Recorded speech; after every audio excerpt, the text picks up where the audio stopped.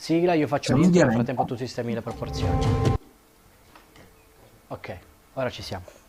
Minchia, Giada poteva aspettarmi un attimo, no? Che magari spammavamo.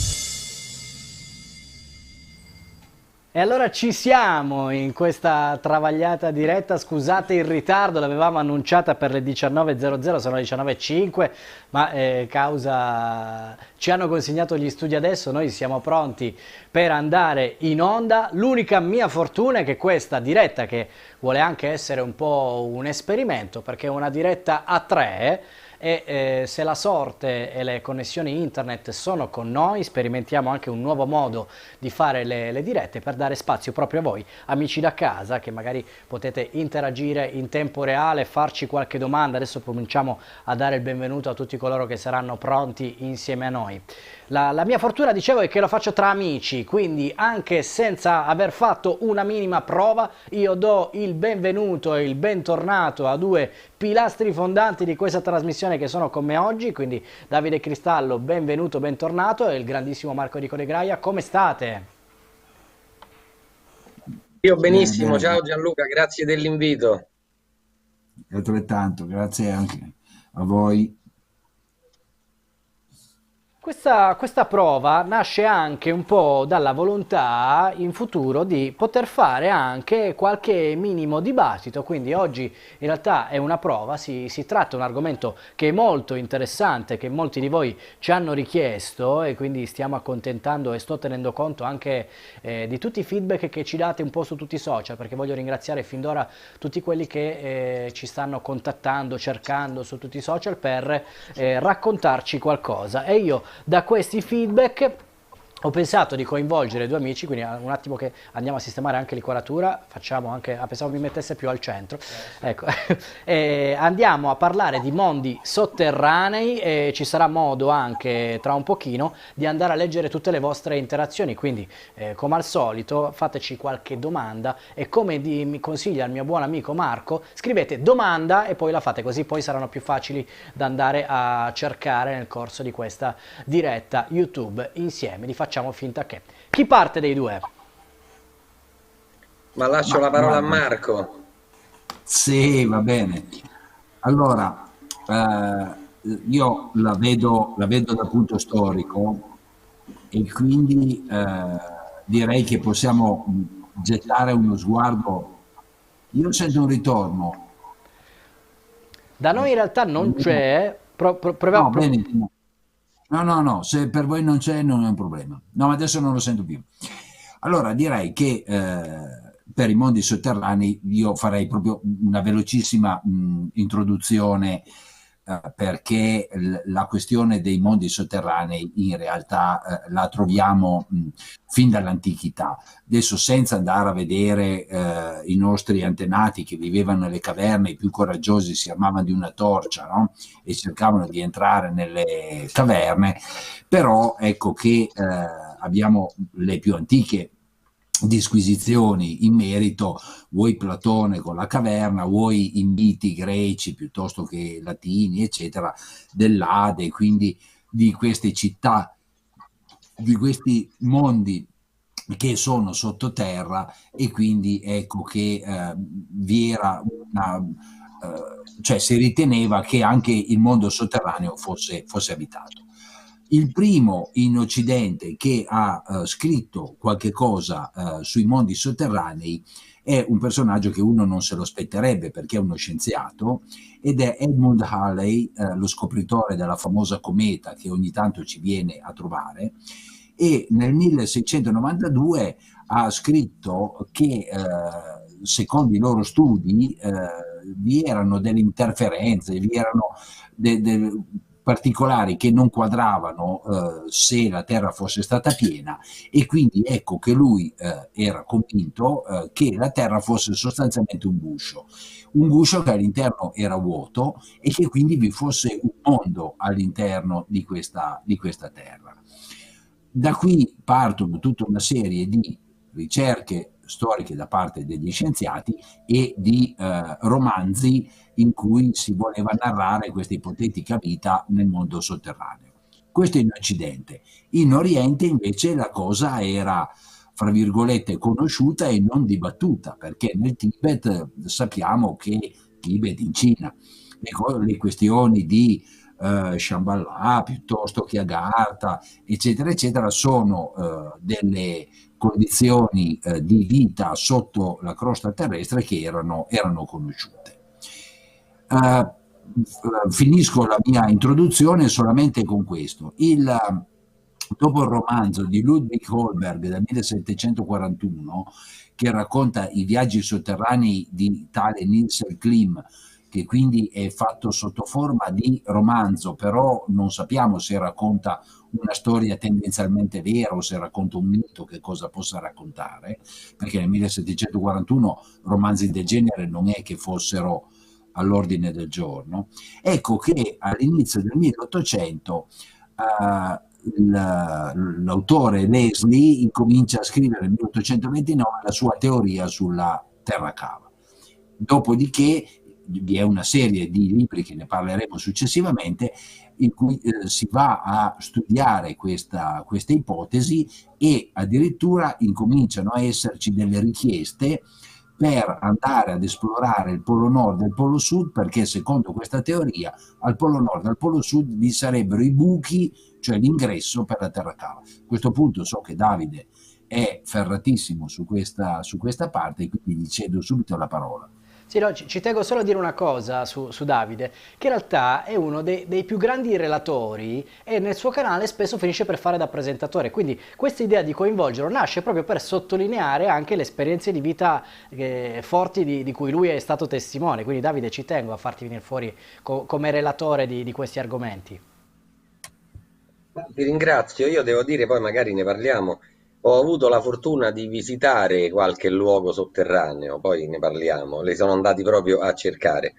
Però per agganciarmi ma intanto grazie, veramente dei complimenti, insomma, ma per agganciarmi a quello che diceva Marco, proprio ha spiegato che esisteva una teoria già da un paio di secoli sulla terra cava. Diciamo perché alcuni, anche che si intendono di astronomia, di forse paleoastronomia, proprio di come vengono formati i pianeti, c'è una teoria particolare. Ora io ve la racconto non essendo né un astrofisico né appunto neanche proprio un fisico, vi do 4 nozioni basiche, però dovremmo anche considerare che quello che andiamo a dire qui stasera ovviamente è considerato alternativo, cioè viene studiato in realtà da molti personaggi, come citava anche lo stesso Halley, era un astronomo, insomma, non proprio personaggi improvvisati, però la scienza ufficiale ci racconta dei pianeti fatti in un certo modo, dello spazio e della Terra fatto in un certo modo. Qui vediamo visioni alternative. Per esempio, il fatto che i pianeti possano essere cavi in realtà, quindi non solo la Terra, ma in generale tutti, viene da che cosa? Dal principio di aggregazione, lo dico appunto in maniera banale, ma ad un certo punto sappiamo che si aggrega la materia, no? Un asteroide ad un altro, la massa aumenta e poi nei milioni di anni si creano i pianeti. Questo è quello che ci spiegano e l'abbiamo sempre sentito dire, però perché in un certo punto la materia decide di aggregarsi? È come dire su un lago, no? Ad un certo punto noi lasciamo cadere sul pelo dell'acqua 5-6 foglioline, vediamo che le foglioline vanno ad unirsi, a trovarsi tutte vicine. Questo lo capiamo sul lago, perché? Perché le correnti le spingono a trovarsi in un certo punto. Ecco, nello spazio si dice avvenga la stessa cosa. Energia, tempo e gravità, ciò che forma lo spazio, hanno dei nodi, diciamo, energetici in cui si condensa l'energia e crea appunto un nodo gravitazionale, il punto in cui si formano, si aggrega la materia, è l'inizio quindi della formazione di un pianeta. Ma se in tutto questo mettiamo il moto circolatorio, sappiamo bene, anche banalmente con l'esempio della lavatrice, che la forza centrifuga tende a mandare tutto all'esterno, lontano dal centro. Per cui se c'è una forza gravitazionale che attira e una forza invece però data dalla rotazione che manda all'esterno, come dice Marco, effettivamente i pianeti potrebbero formarsi con dei detriti che roteando formano un guscio esterno come prima cosa e non un fulcro metallico o di roccia. Tant'è vero che anche nella spiegazione ufficiale noi sappiamo, ricordiamo che nessuno ha mai visto il centro della Terra, ma quello che studiamo sui libri è che all'interno della Terra, siccome sappiamo e misuriamo che c'è un campo elettromagnetico intorno alla Terra, che è quello che crea, che dà la possibilità del fatto che ci sia un'atmosfera, che rimane l'aria intorno al pianeta, no? Quindi c'è un campo elettromagnetico e dicono questo sia formato dal fatto che al centro della Terra ci siano ancora dei metalli così caldi da essere fusi, roteare e creare quindi il metallo fuso, roteando crea questo. In realtà sappiamo che un'altra cosa che nell'universo crea grandi, esattamente, ecco, quella è l'immagine che studiamo a scuola. Alcuni pensano che al posto della massa di metalli liquidi fusi potrebbe esserci un'altra cosa che genera comunque un enorme campo elettromagnetico, cioè una massa di plasma. Ma per le ipotesi che guardiamo noi stasera, non intendiamo quello che si sente da alcune parti, quindi ecco proprio una crosta con un interno vuoto ed un sole centrale. Ecco. Questo secondo me appartiene un po' alla mitologia, ma il fatto, e lo possiamo vedere, poi magari ci passiamo un po' la palla con gli argomenti, ma tanto per dare un senso di, ecco, scientifico a quello che stiamo cercando di dire, ci sono, per esempio, nell'Università di Oxford, ci fanno ricerche, hanno dimostrato che esistono cavità, quindi caverne, all'interno della Terra che ospitano montagne di 600 km di altezza. Vi ricordo che l'Everest è 8.800 metri e poco più, per cui da 8.000 ad avere una montagna di 600 km sono cavità che noi fatichiamo a immaginare, dove ci potrebbero stare città e città. Si parla di aree grandi come l'Emilia Romagna, come la Toscana.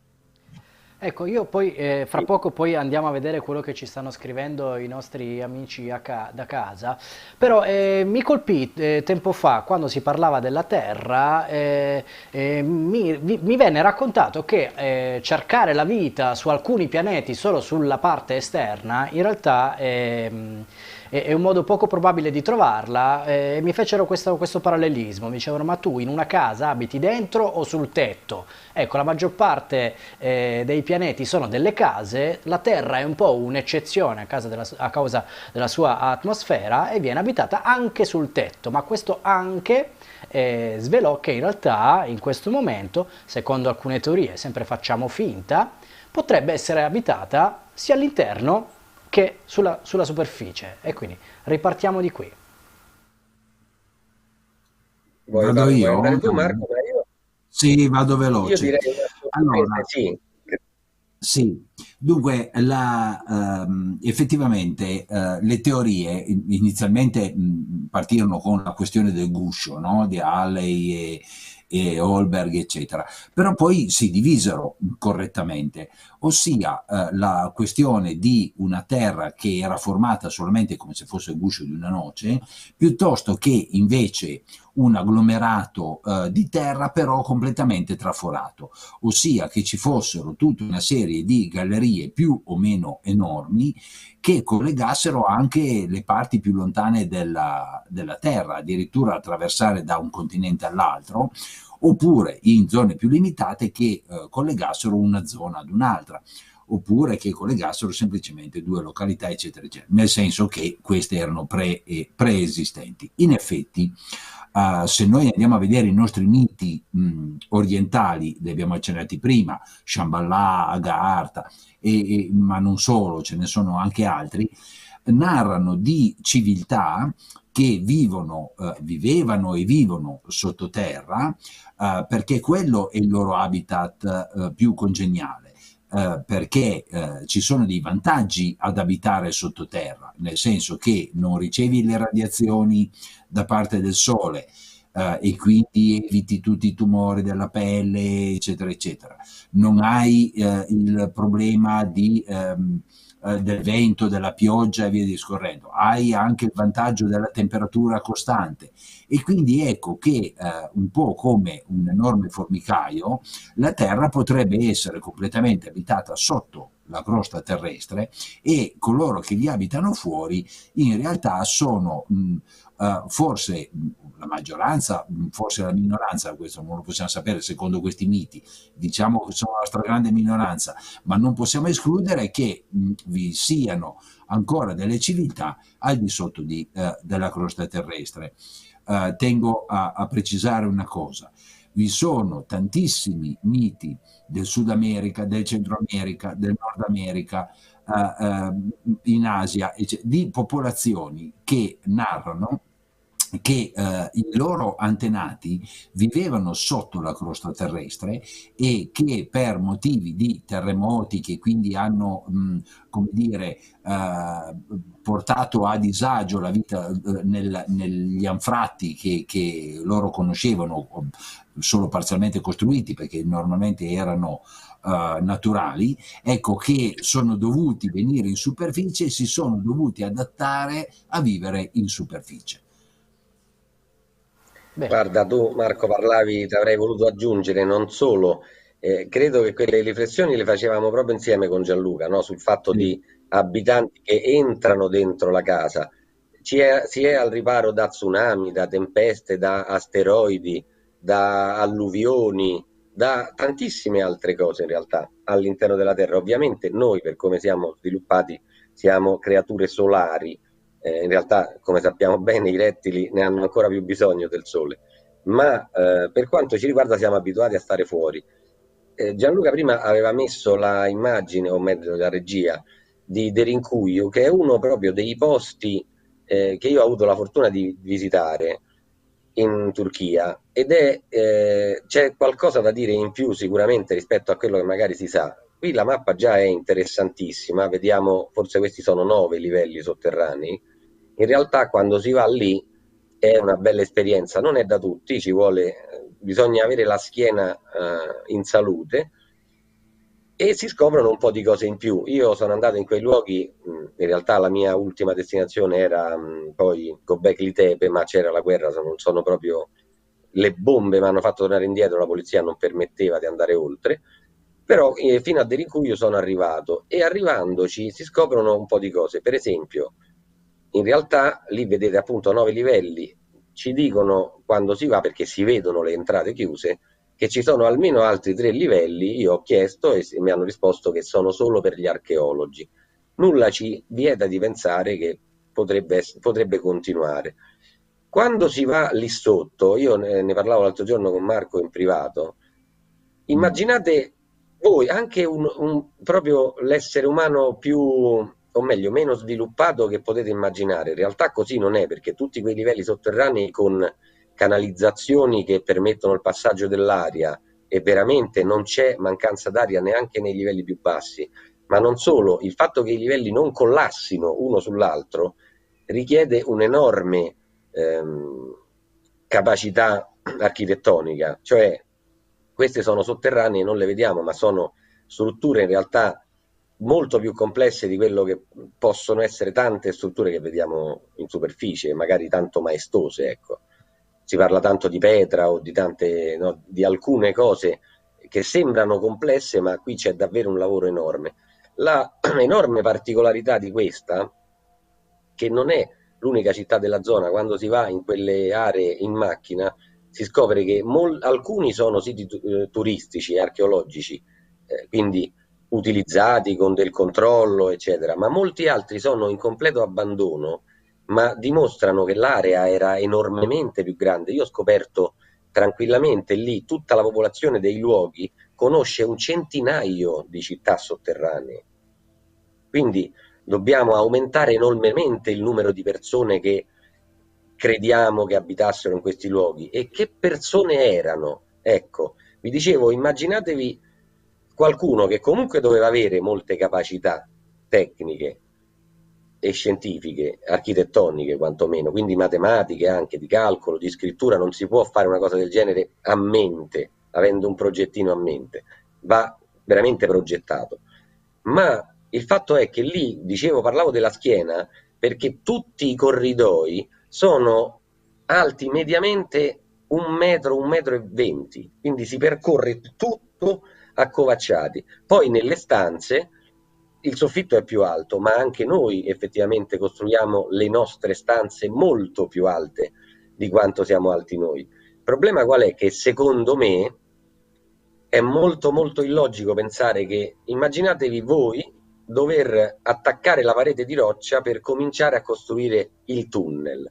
Chi di noi inizierebbe quel lavoro mettendosi in ginocchio?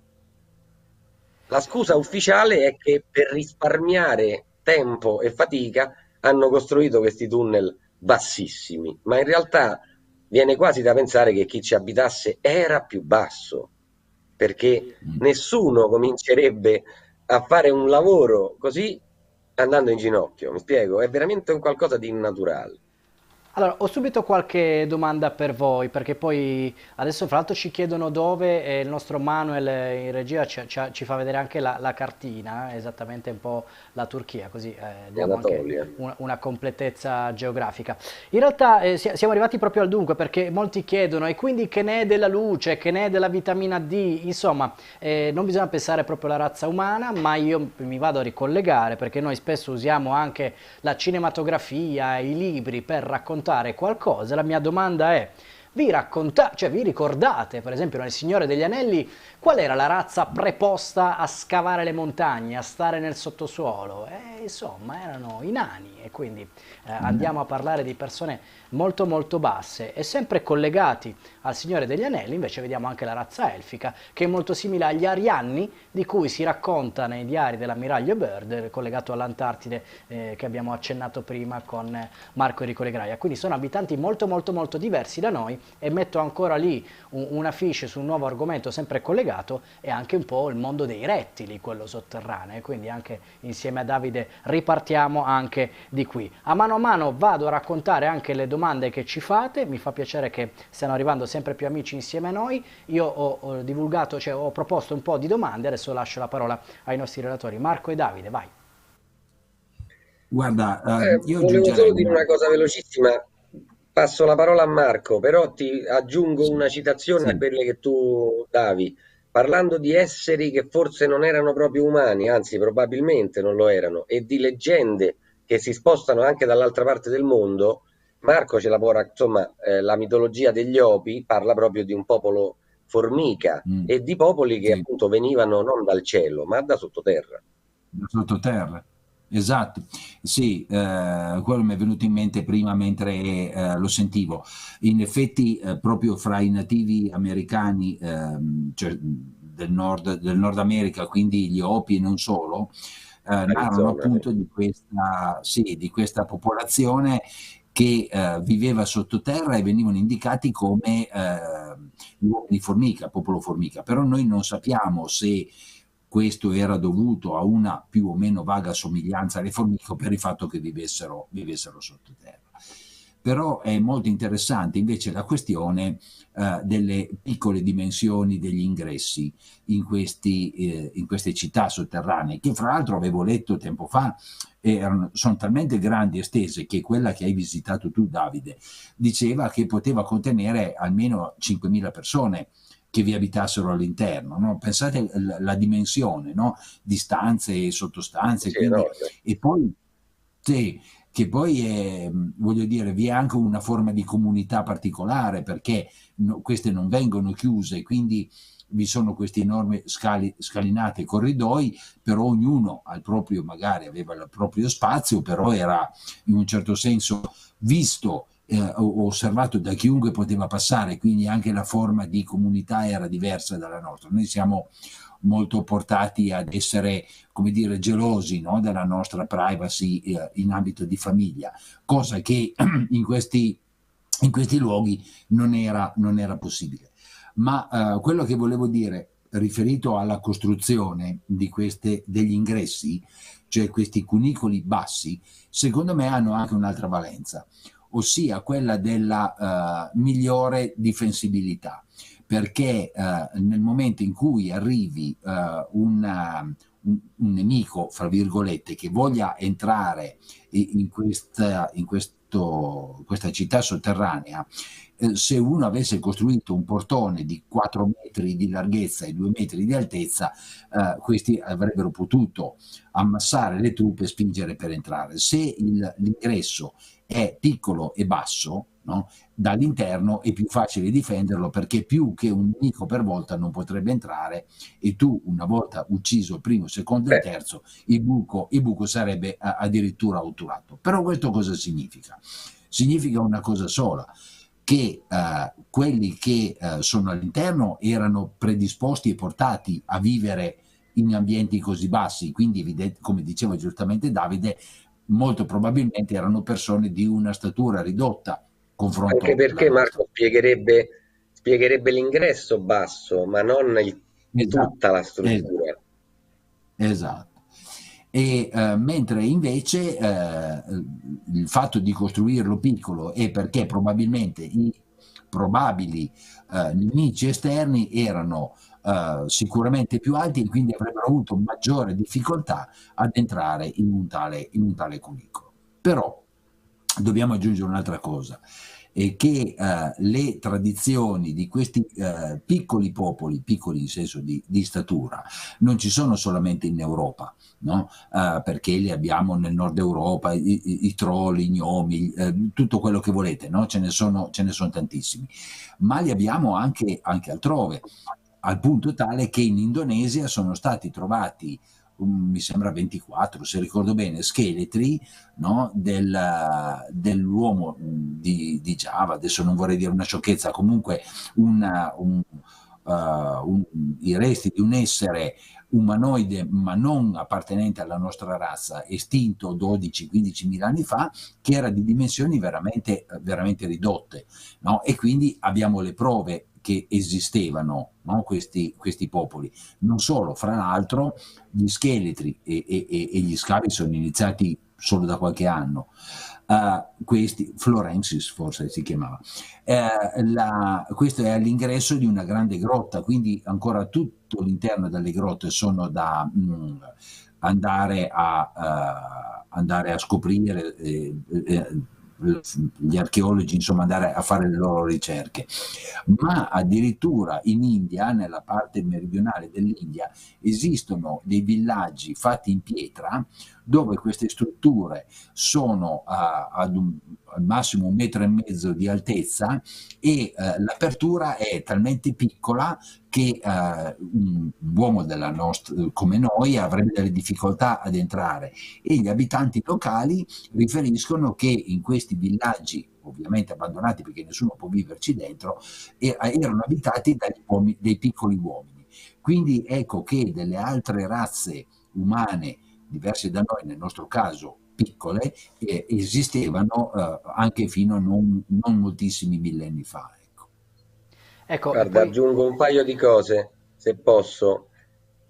Su questi che diceva Marco Enrico in India, ora mi sfugge il nome del popolo, però pur essendo piccoli erano abilissimi e tecnologici, nel senso che quelle Sì, loro piccole strutture erano sì fatte di tre, semplicemente proprio uno, due, tre lastre a fare le pareti e una quarta sopra, ma era una pietra tagliata ad una lastra molto sì, sottile e pietre monolitiche molto grandi che invece 10 uomini farebbero molta fatica a sì, sollevare. sì, Invece, sì. riguardo alle città sotterranee, poniamola in un'altra maniera, perché lo scopo difensivo era davvero di difendersi contro qualcuno o contro qualche cataclisma, perché una città sotterranea, anche con un ingresso piccolo, o l'ingresso lo si mimetizza, oppure il nemico quando trova l'ingresso non fa altro che tapparlo e tappare anche le vie di reazione, e ci ha ucciso tutti quanti là sotto, chiusi, Mm, sigillati ermeticamente. Quindi sì. a livello del difendersi da un altro popolo, non so quanto è plausibile l'ipotesi sotterranea. Forse era difendersi anche, ecco, da cataclismi, da inondazioni, da altre cose, chissà. Ecco, noi abbiamo Eh, dedicato anche una puntata qualche giorno fa sul pericolo che veniva dall'alto, quindi magari potrebbero anche essere delle soluzioni temporanee perché sulla superficie era difficoltoso esatto. vivere con tutto ciò che ne consegue. Però effettivamente noi sappiamo quello che viene fuori, un po' unendo i puntini di tutte le nostre puntate, noi sappiamo veramente solo gli ultimi anni di questo pianeta, ma la storia va molto prima, quindi così come abbiamo toccato l'argomento di giganti, quindi le persone basse, un po' gli elfici, magari collegato un po' al discorso dei rettiloidi, insomma sicuramente qualcuno veniva dall'esterno, quindi prendo spunto anche da quello che ci scrivono, che possono venire dall'esterno di questo pianeta, come dicevano i Deva, 400.000 specie umanoidi nell'universo, molti sono passati di qua, ma magari molti erano gli abitanti originari di questo pianeta, perché molte conoscenze un po' esoteriche raccontano di più civiltà, di un susseguirsi di civiltà, tentativi di umanità e di civilizzazione di questo pianeta, che più si scorre col tempo, più in realtà vediamo che magari questi con la testa allungata, questi giganti, piuttosto che erano semplicemente coloro che l'hanno abitata prima di noi. Noi siamo gli ultimi, ma non sappiamo veramente cosa sia accaduto anche solo pochi millenni fa. Ecco. Guarda, ti do un dato proprio per confermare quanto dici. Parlando delle leggende degli Opi e parlando di civiltà e culture precedenti, no? Gli Opi nella loro lingua si chiamano, lo sto proprio, ho aperto la paginina, Opitus Shinu Mu, che queste ultime due lettere Mu, insomma, non sappiamo se la traduzione voglia dire gli Opi di Mu, però Opitus Shinu Mu riporta a queste due lettere, sono anche, come dire, il nome che viene attribuito proprio a un continente antico. Sappiamo che parlando di culture precedenti si parla di Atlantide, di Lemuria, di Mu e probabilmente c'è stato anche qualche cosa prima. Questo tipo di popolazioni a volte anche oralmente tramandano conoscenze molto antiche, infatti negli Opi, nella cosmogonia o comunque nelle leggende dell'antichità degli Opi, si parla di mondi, di 5 mondi già distrutti, se non sbaglio, uno distrutto dal freddo, uno distrutto dal caldo, uno dall'acqua, eccetera. Per cui hanno Noi siamo quantomeno la una 5, vaga memoria, cioè sì, 4 sono andati, noi saremmo la quinta. noi saremmo la quinta, esatto, però ecco, hanno memoria di una vaga memoria almeno di qualche cosa che è molto antico e invece per quanto riguarda noi è dimenticato. Poi, Marco, non lo so, parlando Sì, della... vuoi andare avanti tu, sì, insomma, parlando della terra sì, sì, cava, sì. ce n'è tanto, anche in altri Sì, luoghi del di terra mondo. cava ce n'è tanto. Ti aggiungo solo una cosa velocissima, poi parliamo della terra cava.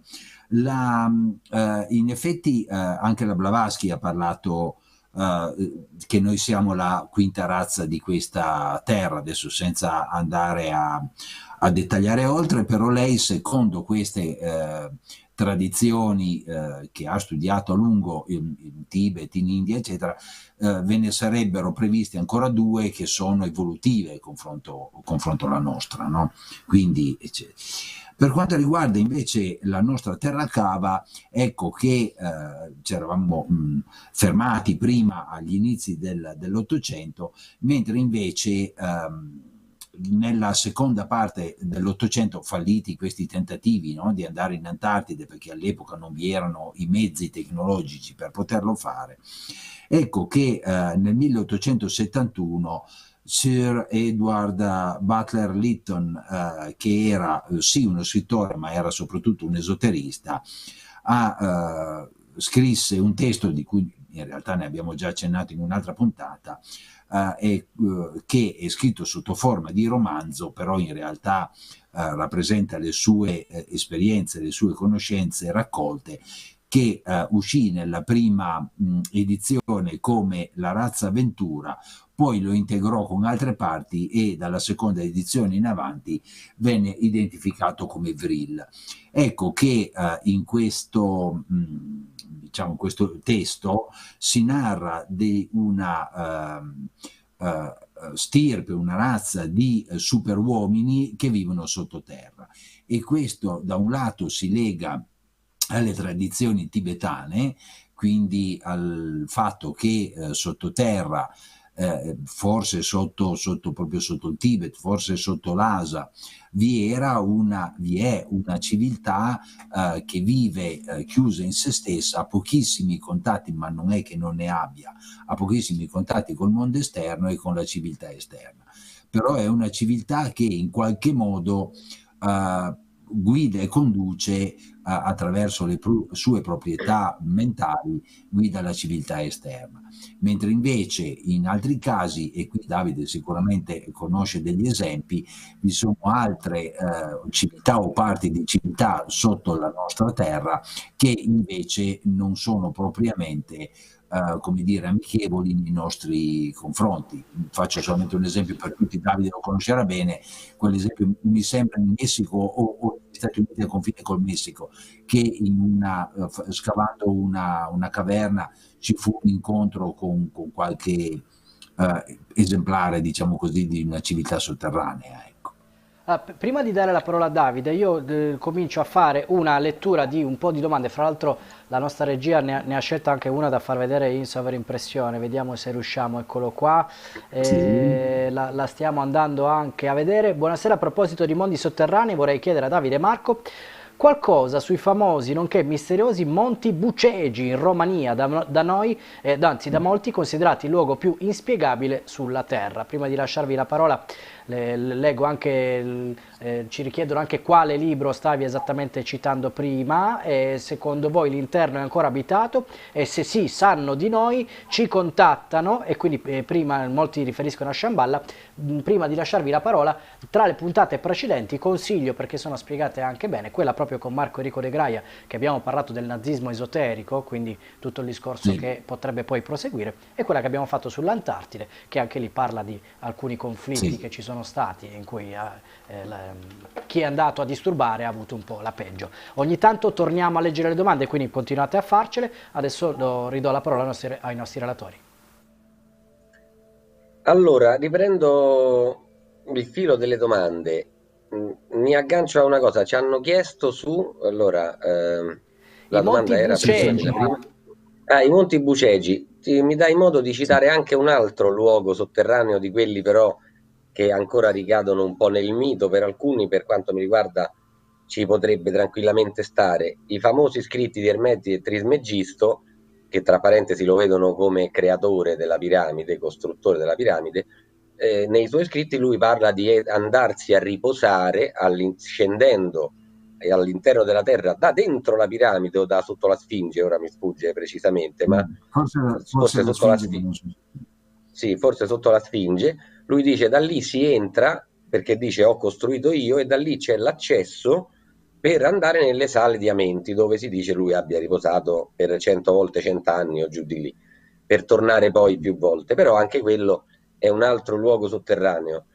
E invece i Monti Bucegi in Romania è anche un qualche cosa di cui sappiamo fino ad un certo punto, cioè si sa che ci sono delle cavità in queste montagne, in realtà credo che sia anche stato verificato da alcuni che l'accesso è bloccato e controllato Sì. da militari.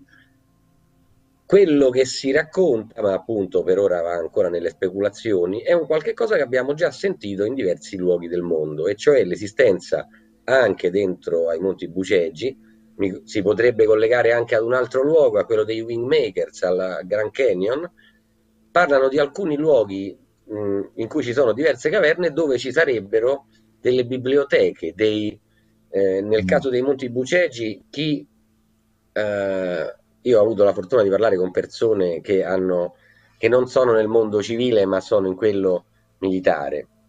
Per cui chi dice, ho avuto anche conferme, oltre a quello che dicono gli insider americani, del fatto che ci sarebbero stanze eh, quasi come dire con apparati tecnologici nei quali è possibile recuperare la storia antica del nostro pianeta. Se credete o se vogliamo ascoltare quello che dice Corey Good su queste cose qui, per esempio, ci dice addirittura che ci sono dei grandi tavoli che però sono come dei pad, quindi sono interattivi, tecnologici, e addirittura quando noi li tocchiamo riconoscono dal nostro DNA la nostra specie e ci mostrano quello che interessa la nostra storia, la nostra cultura.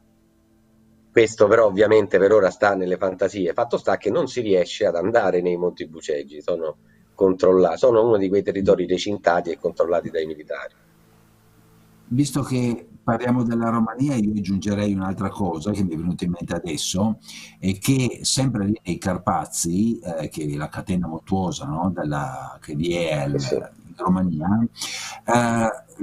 vi è una zona dove vi sono le più antiche miniere d'oro d'Europa, e i miti, le tradizioni ci narrano che in queste gallerie nell'antichità vivesse la semidea o la dea Ichidna, la quale si incontrò con Ercole, se ne innamorò, lui era un semidio, e dalla loro unione nacquero i tre figli che diedero l'origine alle tre stirpi europee.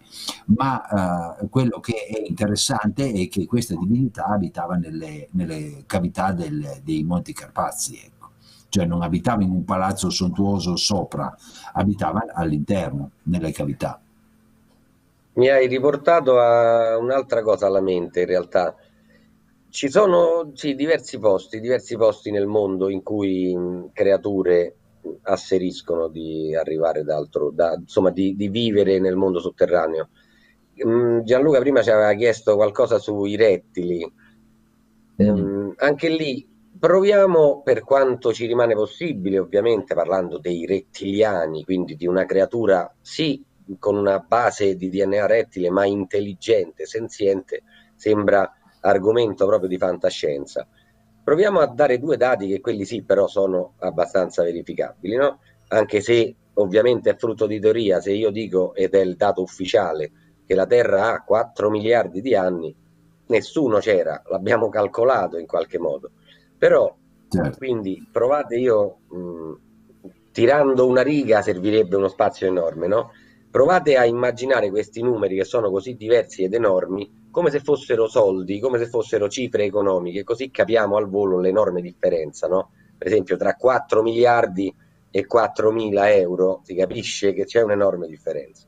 Ecco, 4 miliardi di anni, l'Homo sapiens sapiens in questi 4 miliardi, che se io indico così, arriva proprio 187.000 anni fa, quindi ieri, i dinosauri, che non sappiamo quando si sviluppano, però sapete la storia del cataclisma, lo spostamento dell'asse terrestre, i dinosauri, dice la storia ufficiale, che si estinguono, quindi terminano 65 milioni di anni fa, cioè tanto così rispetto a noi che però siamo proprio venuti l'altro ieri. Noi in Sì, 180.000 anni siamo diventati, quindi senza parlare di Lemuria, Mu, Antartide, no? Ecco, scusate, Atlantide, le cose precedenti, anche solamente noi, diciamo così, 13.000 anni, da Gobekli Tepe in poi, siamo diventati da agricoli a tecnologici, industriali, digitali, virtuali, no? Ormai siamo olografici. Per cui invece se 65 milioni di anni fa, non 180.000, 65 milioni di anni fa, dopo quel cataclisma, qualche rettile, qualche dinosauro, qualche forma di vita, magari non le più grandi, non il Tyrannosaurus che vediamo nei film, ma i piccoli dinosauri, i piccoli rettili, qualche esemplare si sia salvato magari dal cataclisma, perché in una grotta, perché in un posto particolare, una piccola comunità, magari avrebbe avuto 65 milioni di anni per svilupparsi, quindi capite che avrebbe fatto in tempo a diventare intelligente, andare su Marte, visitare tutta la galassia, autodistruggersi, riformare un'altra civiltà dai bastoni, ridiventare tecnologica e così via per migliaia di volte. Per cui certo. se adesso c'è un rettile che magari è anche telepatico e più sveglio di noi, eventualmente non sarebbe così sorprendente, no? In Certo. realtà, dal punto di vista scientifico. E soprattutto Certo. poi, non voglio aprire un macro tema, però il fatto che chi sta sotto viene dipinto un po' come un inferno, qualcuno che viene rapito finisce sotto, fa una brutta fine, racconta anche di molte teorie tribali, in cui sotto questi esseri rettiloidi in realtà chi li va a disturbare faccia la brutta fine, quindi pochi possono raccontare di questi incontri perché sono un po' una razza predatoria rispetto a noi. Rapido giro di considerazioni e poi parola a Marco Enrico. Allora, ho letto di un libro H. Mamami che in Sud America ci sono mondi sotterranei, mi pare in Perù, sapete qualcosa in merito? Sì, Parla di sì. Lacerta, ci scrivono, poi ci richiedono anche di H-Core, che così è tutto uno Questo stesso non lo so. discorso, e anche lo Staios, quindi abbiamo citato anche delle parole chiave che poi uno Sì, potrà andare a sì. ricercare. Il libro di prima, quello che parlavo io era Il Re del Mondo di Guénon, non so quello Marco Enrico se vuoi invece dire il libro a cui accennavi tu. Sì, è La razza avventura nella prima edizione, nella seconda edizione Vril di Sir Edward Bulwer-Lytton. Comunque è famoso, cercate Vril con Edward Bulwer e lo trovate subito. No, quello che dici è corretto perché vi sono alcune località nel mondo che sono indicate come i punti dove si può entrare nella terra cava, o perlomeno questi mondi sotterranei.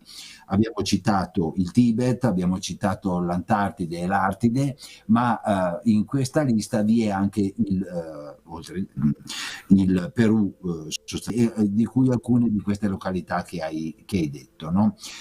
Che sono diciamo andine come località. E i miti, le leggende narrano appunto di questi luoghi dove le popolazioni più antiche avevano la possibilità di entrare e uscire e quindi essere in contatto con queste civiltà sotterranee. Però ne abbiamo ancora due in Europa di questi luoghi.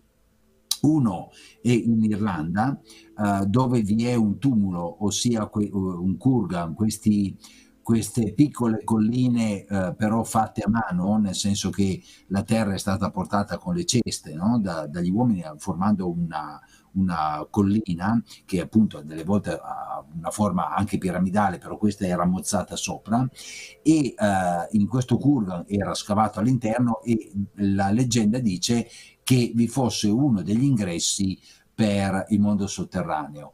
Ma nel Medioevo fu costruita una chiesa sopra dedicata a San Patrizio, il tutto recintato e questo ingresso è stato chiuso da una serie di cancellate, tuttora chiuse e a nessuno è permesso andare oltre.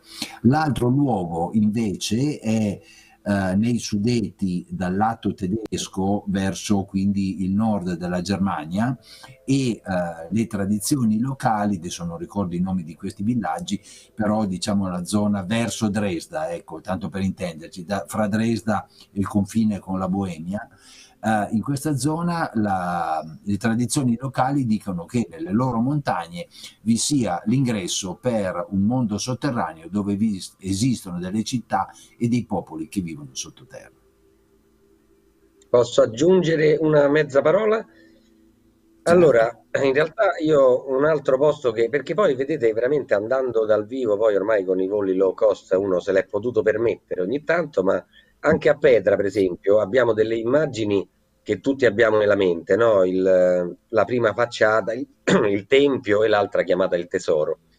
Però io ci ho fatto veramente un paio di video che poi ho buttato là sul mio Facebook, insomma, nulla di trascendentale, però andando lì dal vivo eh, ci sono delle parti recintate in cui proprio sotto al tesoro, quello è il tesoro, invece il tempio, quell'altra, che è quella proprio dove si arriva a Petra, sotto ci sono delle stanze, sono chiuse, non è possibile visitarle, ma appunto poi lì era una roccia veramente abbastanza semplice, poi se volete vi posso fare una piccola nota aliena su questo.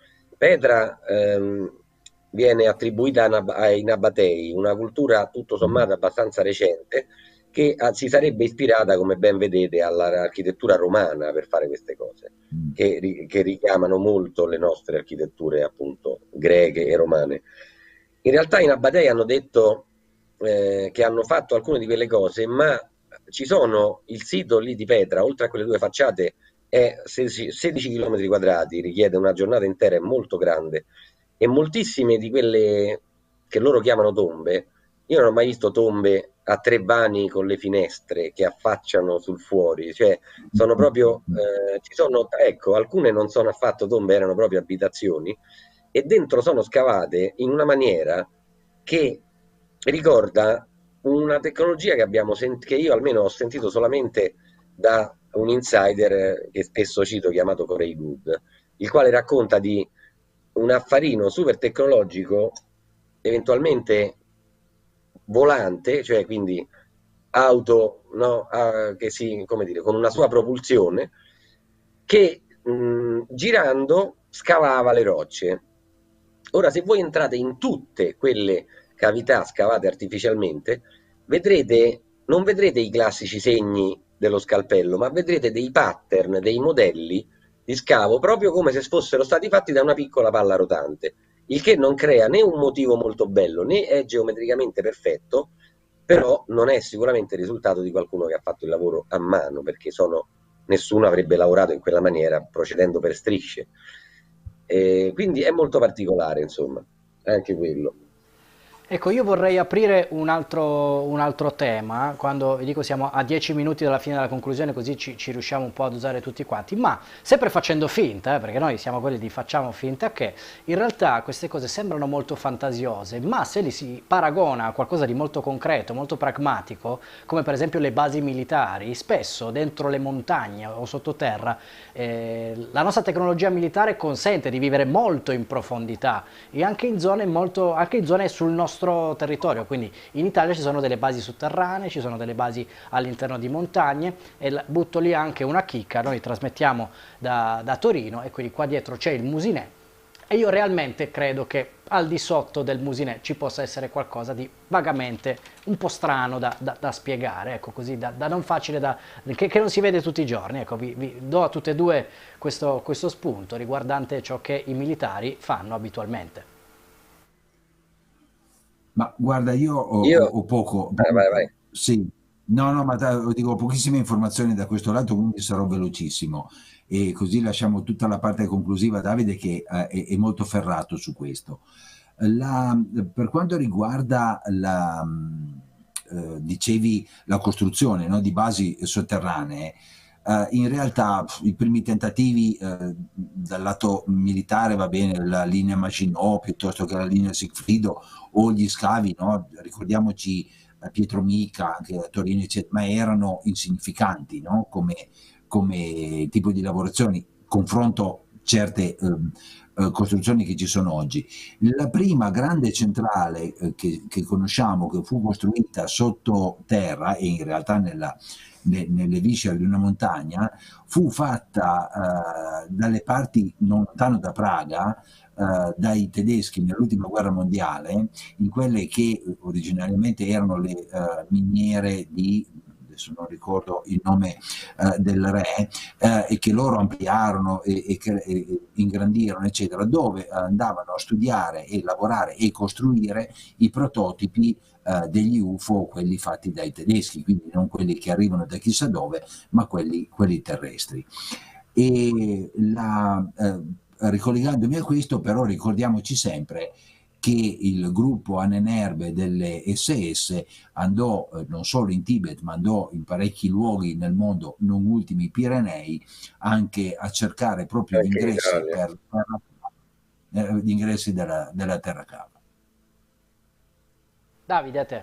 Allora, sì, se siamo in chiusura, in realtà io posso solo accennare un argomento che richiederebbe un'altra ora intera, minimo, perché sulla parte moderna di ciò che riguarda appunto le basi, come dicevi bene tu Gianluca, sotterranee, i militari di tutto il mondo in realtà si sarebbero addirittura allacciati a tunnel enormi esistenti, alcuni sono proprio il risultato dei canali di lava molto vecchi, che lasciano proprio il tunnel naturale, ma si parla di tunnel che collegano addirittura continenti uno tra l'altro, insomma, quindi migliaia di chilometri.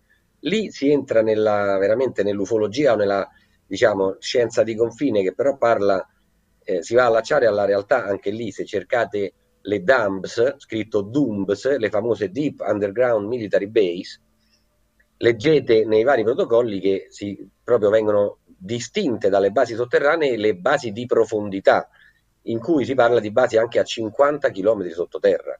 Quindi assolutamente anche lì già il fatto che siano così in basso ci fa capire che utilizzano tecnologie segrete, tecnologie non rivelate alla massa. E quindi moltissimi hanno ricollegato questi discorsi alla tecnologia che probabilmente ha sviluppato Tesla. Come tutti sapete, è stato poi sequestrato il tutto alla sua morte, Mm.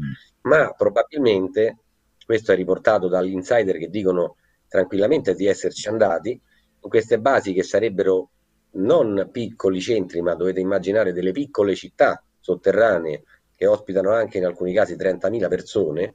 Un caso famoso in cui molti soldi sono andati a sparire è quello dell'aeroporto di Denver e di tutto quello che hanno costruito ipoteticamente lì sotto. Ma che ci siano basi sotterranee ce ne sono sicuramente, ci sono anche le prove per i più attenti, ci sono montagne sperse nel nulla in cui dalla terra escono enormi cavi di 4 metri che si infilano poi nella montagna, quindi da lì si capisce che vanno ad alimentare qualche cosa. E le basi sotterranee appunto sono a più livello, sono gigantesche da quello che ci dicono e non sono appunto fatte utilizzando quello che conosciamo in superficie. Se veramente si parla anche di treni a levitazione magnetica, una tecnologia esistente anche in Giappone, che verrebbero utilizzati sottoterra. Per alimentare tutto questo, perché ho parlato di Tesla? Perché viene molto poco credibile immaginare che questi signori sottoterra per migliaia di chilometri per collegare, non so, dico per dire, l'Europa all'America, abbiano tirato un cavo elettrico ed avvitato delle lampadine. Si dice, ci raccontano questi insider, che lì oltre al treno a levitazione magnetica c'è una sorta di luce creata usando proprio le tecnologie di Tesla, usando la vibrazione sonora, quindi un ultrasuono che noi non sentiamo, ma che produce una luce, quasi un neon verdolino, ecco, che va sul verde, che illuminerebbe tutti questi corridoi. E quindi possiamo solo immaginare, o ne possiamo parlare in un'altra volta se vuoi, cosa fanno al buio e nascostamente lì sotto i vari paesi. Io starei tutta la notte a parlare con voi, ma ci piace fermarci qua, ma dando comunque ancora qualche minuto. Voglio farvi vedere un messaggio che mi aveva conquistato già dal nome, perché il mondo di Rama, per chi mi conosce, sa che ero già suo solo leggendo il nome dell'account. Grazie di cuore per queste chicche, dovrebbero essere lezioni a scuola già date alle elementari, ecco, già dalle E elementari, quindi magari un questo. giorno. Ecco, Eh, chissà che sempre facendo finta si possa essere precursori. Io non credo nel caso, ma Davide ti posso garantire che in realtà una figura che stavo cercando anche il modo di approcciare per portarlo in questo canale è proprio Nikola Tesla e vorrei fare degli approfondimenti e quindi mi piacerebbe farli anche poi insieme a voi, che ci sentiamo dal giorno zero di questo canale con entrambe perché sono prima amici oltre che grandi relatori, sia Davide che Marco, però ci tengo che voi raccontiate anche in questa fase finale dei vostri canali e delle dirette che fate insieme perché io seguo sempre, sono veramente un appassionato di quello che voi fate. Beh, Davide. Vado io Alberto. Allora, intanto di nuovo grazie e devo dire io ho l'onore e il piacere di aver insomma instaurato questa collaborazione con Marco Enrico, ma non solo con lui. Vi ricordo che appunto Marco Enrico ovviamente ha il suo canale su YouTube, anch'io ho il mio, lo trovate sia come Marco Enrico De Graia che come Davide Cristallo o Evolu Channel, che poi è il nome del canale, ma c'è anche un sito che stiamo lanciando da qualche mese dove ci sono altri ricercatori che si chiama Stazione 4, lo trovate su stazione4.it e ci trovate gli articoli. Marco Enrico è prolifico, ne scrive tantissimi, io ultimamente sto un po' indietro, insomma, ma c'è un amico, scusatemi, Alessandro Gatti, che tratta l'astrologia, c'è Luca Zampi che tratta tutto il mondo dei megaliti e Paolo, delle culture appunto antiche, c'è Sandro, c'è Veleno, insomma, Pa- trattiamo tanti argomenti. Paolo E poi Dozan, che è un po'. c'è Paolo che avevo dimenticato col suo canale che in realtà stasera avremmo dovuto citare perché si chiama proprio Il tetano della quinta razza, che è proprio quella che stiamo vivendo. Anzi, Paolo è tra i fondatori della Stazione 4 con me ed è proprio anche lui esperto, anche stasera ci avrebbe potuto raccontare una Oh parte sì, dell'esoterismo che parla certo, proprio anche di questi temi. sì. Quindi Guarda, cerchiamo io di fare aggiungo, un lavoro di unione di concetti utili alla sì. comprensione. Sì, guarda, ti aggiungo proprio solo una cosa in chiusura, visto che il fatto che esiste il mio canale, l'ha già detto Davide, eh, io ultimamente ho aperto 2 rubriche in collaborazione con un amico, Federico Angelo Capra, in cui una, diciamo che io faccio proprio solo da conduttore perché poco più di nulla so, è quella sulla fantascienza, quindi soprattutto i libri di fantascienza, e l'altra invece è il nostro, l'ultima rubrica. Abbiamo fatto la puntata 0, la puntata 1, e ne faremo una alla settimana. Si chiama Mythos ed è proprio dedicata ai miti della storia, per cercare di capire cosa c'era di reale e cosa c'era invece di mito, nel senso di irreale, cioè di fantasioso nella storia. Quindi Posso dire una grazie. cosa al volo? Fatemi fare Sì. i complimenti a Gianluca che è bravissimo, è sempre simpaticissimo e preparatissimo, e il regista che è velocissimo No, nel trovare le immagini. no. Ma poi oggi, giusto perché tanto siamo fra amici, oggi ci hanno veramente, siamo in un'emittente televisiva e lo studio ce l'hanno consegnato veramente tardissimo e Manuel oggi sarebbe da, avete presente, scommettiamo che ha preparato un layout di trasmissione in un tempo che io non so ancora come abbia fatto, quindi grazie Grande ovviamente Manuel. al grande Manuel, Sì, spunta sì. con la manina, eccolo qua, lui non vuole comparire, ma la puntata con l'Antartide vedete anche che faccia ha, che sono riuscito a convincerlo. Sì. E invece io ero praticamente sicuro che però l'esordio di una diretta con 2 relatori contemporaneamente, ognuno collegato da casa propria, non poteva che andare così, soprattutto quando ho 2 amici come voi che insomma sanno il fatto proprio, ecco, quindi quando si ha a che fare con i professionisti, anche senza una scaletta, siamo entrati e ci siamo Ah, divertiti. Se sì. ci siamo divertiti noi, penso anche da casa. Speriamo. Bene. Grazie a tutti, grazie Gianluca, ciao Davide. Grazie a tutti, scusate se non ho letto tutti i commenti, adesso poi su quello mi devo ancora affinare per dare dei tempi in cui vado a evitare di perdermi meno domande possibili. Andiamo in sigla, vi rimando a tutte le nostre puntate e se vi è piaciuto fatecelo sapere perché spero di coinvolgere Davide e Marco anche in più appuntamenti a cadenza quasi settimanale, insomma ogni tanto ci si deve riunire perché ogni volta escono 1400 spunti per prossime puntate, quindi grazie a voi e grazie ai nostri relatori. Grazie a Andiamo, tutti, ciao. andiamo in sigla. Grazie. Ciao.